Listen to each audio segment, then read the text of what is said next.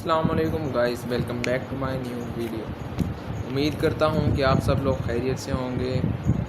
तो गाइस, आज की वीडियो में मैं बताऊँगा ग्रेविटेशन के बारे में, ग्रेविटेशनल फोर्स के बारे में, और जो इसके अकॉर्डिंग जो लॉज गिवन दिए गए, न्यूटन्स का लॉ हो गया, और उसके बारे में हम पढ़ेंगे आज।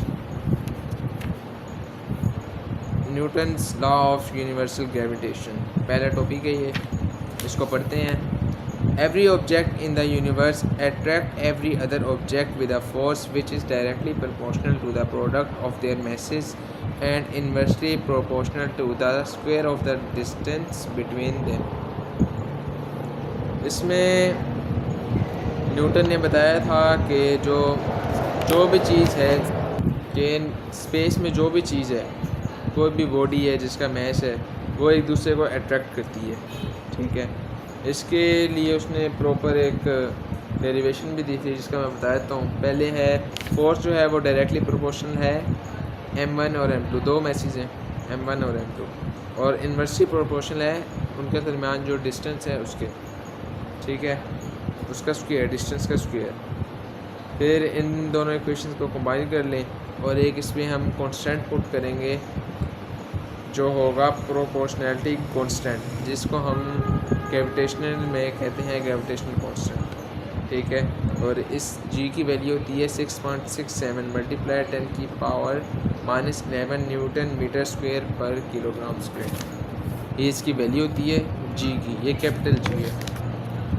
ठीक है, इसके बाद है ग्रेविटेशनल फील्ड स्ट्रेंथ। इसकी हम पढ़ लेते हैं डेफिनेशन।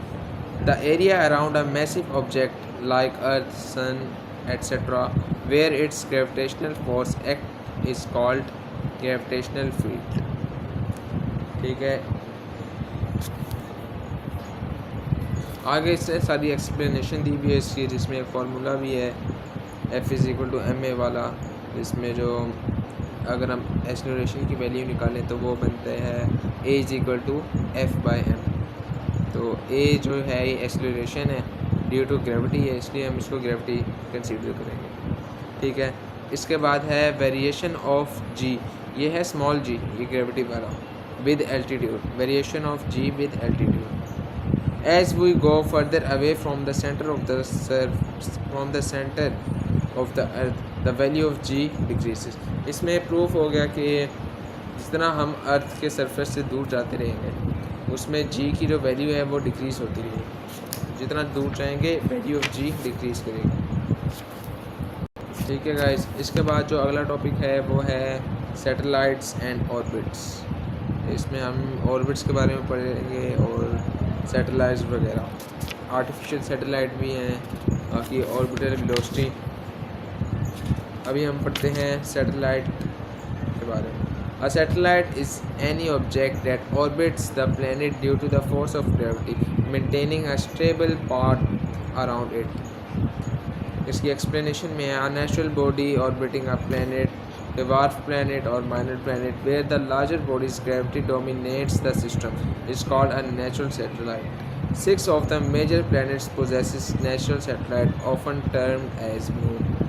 यानी कि जो 6 प्लैनेट हैं, अर्थ, मार्स, जुपिटर, ये सारे, इनके जो मेजर जो उनकी सैटेलाइट है वो मून कंसिडर होती है। वो क्यों होती है? क्योंकि वो रिवॉल्व करता है, मून जो है वो अर्थ के अराउंड रिवॉल्व करता है, इसलिए ये इन सारे प्लैनेट्स की सैटेलाइट है। ठीक है, इसके बाद हम पढ़ते हैं आर्टिफिशियल सैटेलाइट।